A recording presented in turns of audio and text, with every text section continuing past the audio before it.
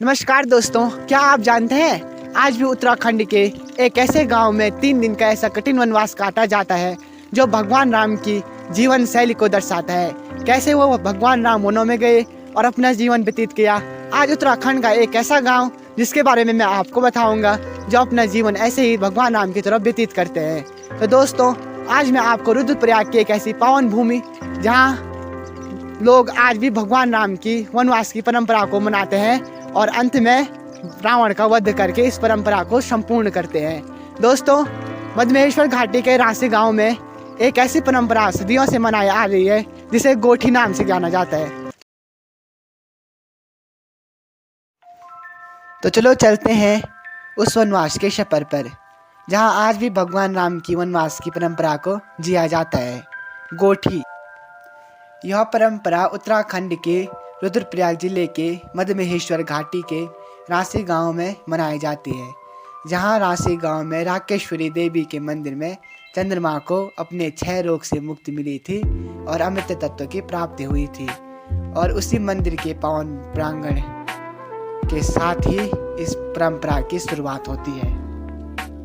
ये परंपरा उनियाड़ा और रांसी वाले दोनों गांव वाले मिलकर मनाते हैं। इस परंपरा में लोग अपने घर बार को छोड़कर 3 दिन के लिए यहाँ पे आते हैं और यहाँ पर रहते हैं और यहाँ पे खाना बनाते हैं और खाते हैं। यहाँ के नियम ही कुछ अलग से होते हैं। यहाँ बहुत कठोर नियमों का पालन करना पड़ता है, लेकिन अब नई तकनीकी और साधन के कारण ये इन कठिन नियमों में थोड़ी आसानी हो गई है।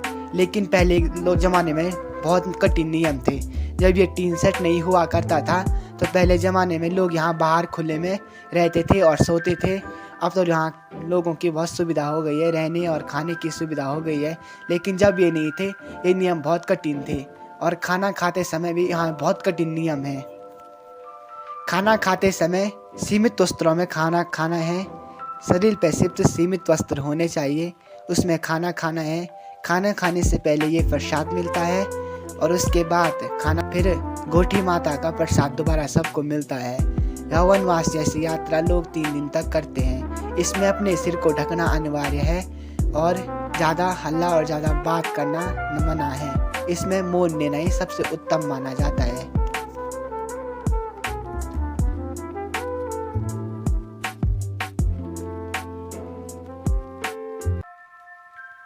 पहले दिन दोनों गांव के लोग शाम को आते हैं और अपने गांव से लकड़ियाँ लेके आते हैं और इन लकड़ियों को जहाँ पे गोठी का स्थान है वहाँ पे ले जाया जाता है।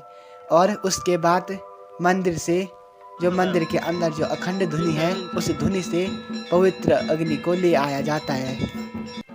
पहाड़ी वाद्य यंत्रों के साथ इस अग्नि को गोठी स्थान पे ले आया जाता है, जिस पे 3 दिन तक यहाँ के लोग अपना खाना बनाते हैं। खाना बनाने के लिए भंडारियों को अलग से युक्त किया जाता है जो पंचायत से युक्त होते हैं। खाना बनाने वाले जो पंचायत की ओर से युक्त किया जाता है, ये 3 दिन के लिए अपने गांव वालों के लिए खाना बनाते हैं और प्रसाद बनाते हैं। दोनों गांव के लोग अपने लिए अलग अलग अग्नि और अलग अलग दीपक जला के लाते हैं, जहां दोनों पुजारी दीपक के सामने बैठकर माता का पूजन और अर्चन करते हैं। और रांसी गांव के ऊपर वाले उसमें रहते हैं और उनियाड़ा गांव के इस नीचे वाले इसमें रहते हैं। दोनों मिलजुल कर ऐसे ही अपना वो गोठी की परंपरा को पूरा करते हैं और 2 दीपक के साथ अपनी पूजा करते हैं। और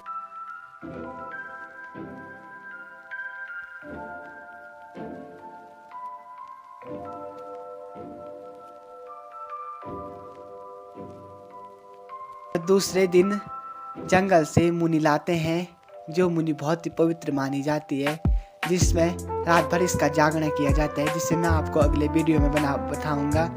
और दूसरे दिन कुछ लोग प्रसाद बनाते हैं और कुछ लोग जंगल जाते हैं। यह प्रसाद बनाने के लिए जो तेल और घी होता है वो सभी लोग अपने अपने मोजे अर्थात अपने अपने गाँव में इकट्ठा करके देते हैं और मंदिर प्रांगण में भेजने के बाद वो तेल गोठी स्थान पे आता है और यहाँ पे इसका पूजन होता है।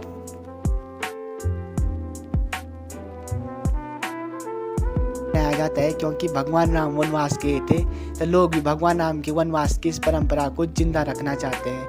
यह परंपरा यहाँ हर साल से मनाई आ रही है। लोग इस परंपरा को जीवित रखते हैं और इसे यहाँ मनाते हैं। और भगवान राम ने जैसे जैसे जंगल में अपना समय व्यतीत किया, ऐसे ऐसे 3 दिन तक अपना समय व्यतीत करते हैं। भले ही अब साधनों की उपलब्धता होने के कारण इन नियमों में कमी आ गई है, लेकिन लोगों के दिल में अभी भी जो श्रद्धा है वो अभी भी बरकरार है।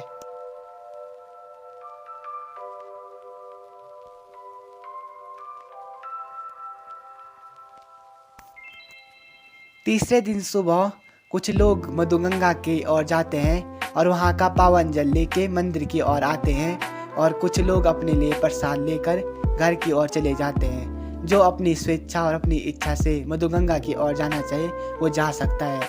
जो लोग वहाँ जाते हैं और मधुगंगा का पवित्र जल मंदिर में लाते हैं, जिसे गाढ़ लाना कहा जाता है। इसमें भी एक नियम है, मंदिर का गर्भगृह जहाँ कोई पुजारी के अलावा जहाँ कोई नहीं जाता, लेकिन साल में एक बार यह नियम भी बदल जाता है। ये वही दिन है जिस दिन मंदिर में कोई खुश नसीब जाता है। आइए जानते हैं क्यों जाता है, कौन जाता है। इसी जल के साथ मंदिर के गर्भगृह में जिसका पाणी ग्रहण संस्कार हो रखा है वो व्यक्ति मंदिर के अंदर, अर्थात जिसका विवाह हो रखा है वो मंदिर के गर्भगृह में गाढ़ जल लेके जाता है। लेकिन जिनका पाणी ग्रहण संस्कार अर्थात विवाह नहीं हुआ होता है वो उस जल को बाहर शिवजी और क्षेत्रपाल और हनुमान मंदिर वहाँ पे चढ़ाता है।